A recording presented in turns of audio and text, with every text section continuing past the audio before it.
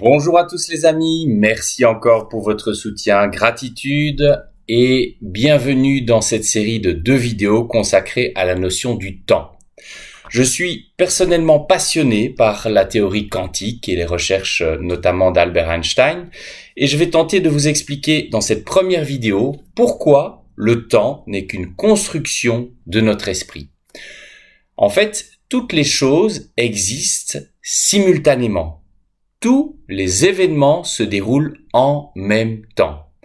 Une véritable compréhension du temps vous permettra de vivre beaucoup plus paisiblement votre réalité relative où le temps est vécu comme un mouvement, un courant et non comme une constante. C'est nous qui nous déplaçons et non le temps. Dans le temps, il n'y a aucun mouvement, il n'y a qu'un seul instant. Sur un plan plus profond, vous comprenez bien vite cela et c'est pourquoi vous dites souvent, lorsque vous vivez une chose vraiment magnifique ou importante, que c'est comme si le temps s'arrêtait. Il s'arrête vraiment. Et quand vous vous arrêtez vous aussi, vous faites souvent l'expérience de l'un de ces instants qui définissent la vie. La science l'a déjà démontré mathématiquement. Des formules établissent que si on monte dans un vaisseau spatial, par exemple, et qu'on s'envole assez loin et assez vite, on peut se tourner vers la Terre et se voir décoller. Cela prouve que le temps n'est pas un mouvement, mais un champ dans lequel vous vous déplacez, dans ce cas sur le vaisseau Terre. Nous disons qu'il faut 365 jours pour former une année. Mais qu'est-ce qu'une journée? Nous avons décidé, plutôt arbitrairement selon moi, qu'une journée est le temps que prend notre vaisseau Terre pour accomplir une révolution complète sur son axe. Alors, comment savons-nous qu'il a effectué ce tour? Nous ne pouvons le sentir bouger. Nous avons choisi un point de référence dans le ciel, le Soleil. Nous disons qu'il faut une journée entière à la portion du vaisseau sur laquelle nous nous trouvons pour faire face au soleil, sans détourner et y faire face de nouveau. Nous avons divisé cette journée en 24 heures. Plutôt arbitrairement, encore une fois, nous aurions tout simplement pu la diviser en 10 ou 70 heures. Puis, nous avons divisé chaque heure en minutes. Nous avons dit que chaque unité horaire renfermait 60 unités plus petites, appelées minutes, et que chacune de ces minutes renfermait 60 unités minuscules, appelées secondes. Puis un jour, nous avons remarqué que non seulement la Terre tournait, mais aussi qu'elle volait. Nous avons vu qu'elle se déplaçait dans l'espace autour du Soleil. Nous avons soigneusement calculé qu'il fallait 365 révolutions terrestres pour que la Terre elle-même tourne autour du Soleil. Ce nombre de tours de Terre, nous l'avons appelé une année. Toutefois, les choses se sont un peu compliquées lorsque nous avons décidé de diviser une année en unités plus petites qu'une année, mais plus grandes qu'une journée. Nous avons créé la semaine et le mois, et nous nous sommes arrangés pour obtenir le même nombre de mois par année, mais pas le même nombre de jours par mois. Comme nous ne pouvions trouver le moyen de diviser un nombre impair de jours, 365, par un nombre pair de mois, 12, nous avons tout simplement décidé que certains mois auraient un plus grand nombre de jours que d'autres. Nous croyons devoir garder le 12 comme dénominateur commun annuel, car c'était le nombre de cycles lunaires dans lequel nous observions notre lune passer au cours d'une année. Afin de réconcilier ces 3 événements spatiaux, révolution autour du Soleil, tour de la Terre sur son axe et cycle lunaire, nous avons tout bonnement ajusté le nombre de journées dans chaque mois. Même ce stratagème n'a pas résolu tous les problèmes, car nos inventions antérieures continuaient de créer une accumulation de temps dont nous ne savions que faire. Alors, nous avons également décidé que, de temps à autre, une année comprendrait une journée entière de plus. Nous l'avons appelée année bissextile et tournée en dérision. Mais nous vivons vraiment selon une telle construction, aussi compliquée qu'elle puisse paraître.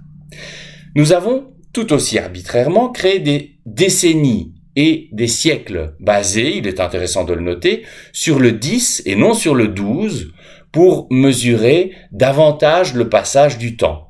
Cependant, en cours de route, nous n'avons fait que trouver un moyen de mesurer des mouvements dans l'espace. Nous voyons ainsi que ce n'est pas le temps qui passe, mais des objets qui se déplacent dans un champ statique que nous appelons espace. Le temps n'est que notre façon de compter les mouvements. Ayant une profonde compréhension de ce rapport, les scientifiques parlent donc de continuum espace-temps. Et Albert Einstein, entre autres, a réalisé que le temps était une construction mentale, un concept relationnel. Le temps était ce qui était relatif à l'espace existant entre les objets. Si l'univers est en expansion, ce qui est le cas, alors il faut à la Terre plus de temps pour tourner autour du Soleil aujourd'hui qu'il y a 1 milliard d'années. Il y a plus d'espace à couvrir. Ainsi, il a fallu plus de minutes, d'heures, de jours, de semaines, de mois, d'années, de décennies et de siècles à tous ces événements cycliques pour arriver récemment qu'en 1492, quand est-ce qu'une journée n'est pas une journée, quand est-ce qu'une année n'est pas une année, on s'est beaucoup interrogé là-dessus. Nos instruments de mesure du temps, nouveaux et hautement sophistiqués, enregistrent maintenant cette différence de temps. Et chaque année dans le monde, on ajuste les horloges pour arranger un univers qui ne tient pas en place. Cela s'appelle l'heure de Greenwich ou GMT pour, petite blague en passant, gestion médiocre du temps.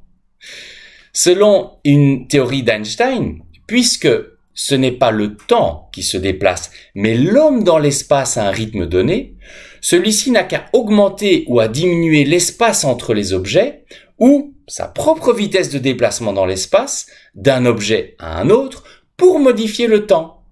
C'est sa théorie de la relativité générale qui a élargi notre compréhension moderne de la corrélation entre le temps et l'espace. Nous pouvons maintenant commencer à comprendre. En effet, si nous effectuons un long voyage aller-retour dans l'espace, nous n'aurons peut-être vieilli que de 10 ans. Tandis que nos amis restés sur la Terre auront vieilli de, par exemple, 30 ans. Et plus nous irons loin, plus nous déformerons le continuum espace-temps, et moins grandes seront nos chances, à notre retour, de trouver vivant quiconque se trouvait sur la Terre au moment de notre départ. Si toutefois, dans le futur, des scientifiques développaient sur la Terre un moyen de se propulser plus rapidement, ils pourraient tromper l'univers, rester en phase avec le temps réel terrestre et découvrir en retour qu'il s'était écoulé le même temps sur la Terre qu'à bord du vaisseau. De toute évidence, si on disposait d'une forme de propulsion encore plus grande, on pourrait même retourner sur la Terre avant même d'avoir décollé. Autrement dit, le temps sur Terre passerait plus lentement que le temps sur le vaisseau. On pourrait revenir dans 10 de nos années et la Terre n'aurait vieilli par exemple que de 4 ans. Par exemple. Et si on augmentait encore la vitesse 10 années dans l'espace équivaudrait à même 10 minutes sur la Terre. Alors, si nous rencontrons un pli dans le tissu spatial, et Einstein et d'autres croyaient à l'existence de tels plis, et ils avaient raison, nous voilà soudainement propulsés dans l'espace en un seul instant infinitésimal. Un tel phénomène spatio-temporel pourrait-il réellement nous renvoyer dans le temps? Nous ne devrions pas avoir autant de difficultés à présent à voir que le temps n'est rien d'autre qu'une construction de notre esprit. Tout ce qui est jamais arrivé et tout ce qui va arriver est même en train d'arriver maintenant, selon toutes ces notions que je viens de vous expliquer. Et notre capacité de l'observer dépend tout simplement de notre point de vue, de notre place dans l'espace. Je viens donc de vous expliquer pourquoi le temps est réellement une pure construction de notre esprit, et ce, de manière assez simple. Et dans la seconde vidéo, toujours liée à cette notion de temps, que je diffuserai si vous marquez assez de soutien et d'intérêt, s'il vous plaît, je tenterai de vous expliquer pourquoi cette notion de temps, qui n'existe pas vraiment, incite à nous démontrer que nous vivons le passé, le présent et le futur en même temps, et que nous ne formons qu'un, tous ensemble dans l'univers. À très très vite pour la seconde vidéo. Je suis passionné, j'espère que d'autres passionnés vont me suivre sur ce sujet. À bientôt les amis, merci pour votre soutien encore.